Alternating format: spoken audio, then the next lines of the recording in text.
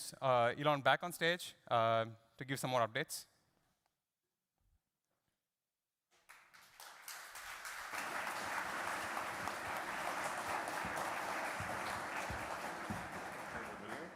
Yeah, this is the next slide is video.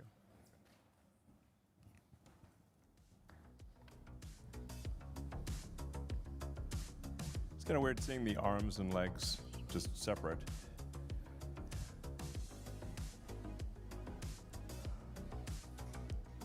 We have a whole lab full of arms and legs.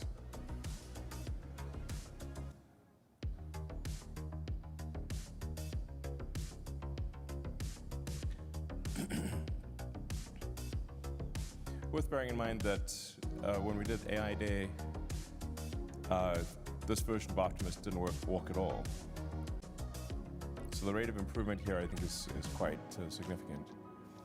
It's obviously not doing parkour, but it is walking around, and we have multiple copies, I suppose, of Optimus.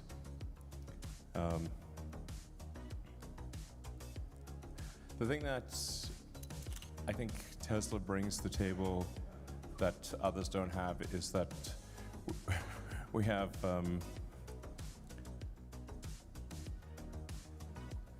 the real-world AI. We're the most advanced in real-world AI. So the same AI that drives the car, which you can think of the car really as a robot on wheels, and this is a robot on legs.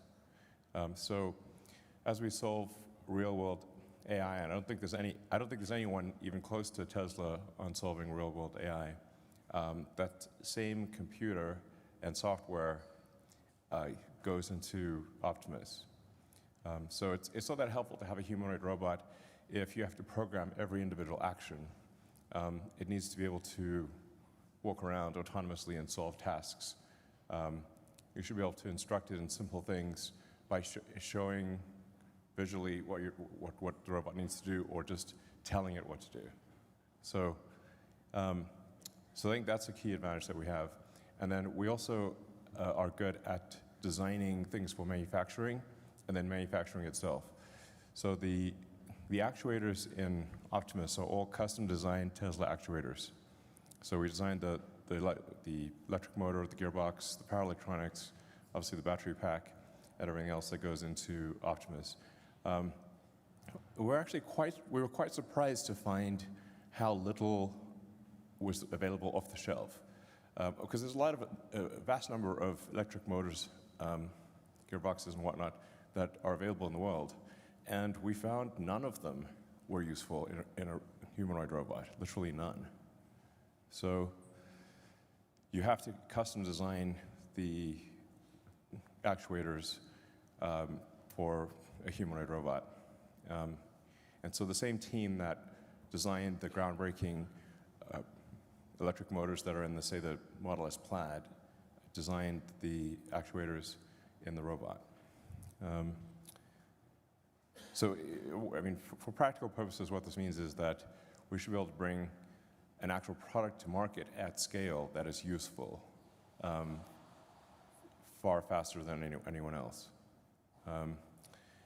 And assuming that the things I'm saying are true, or at least you can put it, I think they are true. It's just a question of the timing. You start getting into interesting questions of like, what's the ratio of humans to humanoid robots? I think it might be greater than 1-to-1. Because you could sort of see a home use for robots, certainly industrial uses for robots, humanoid robots. I think we might exceed a 1-to-1 ratio of humanoid robots to humans. It's not even clear what an economy means at that point. Since an economy is output per person times persons, but if output is much higher and there's no limit on persons, then what's the actual limit on the economy? We're still pretty far from Kardashev scales here, but we're getting there. So anyway, probably the least understood or appreciated part of what we're doing at Tesla, but will probably be worth significantly more than the car side of things long term. So I charging. think Rebecca's next All right, for talking great. about charging.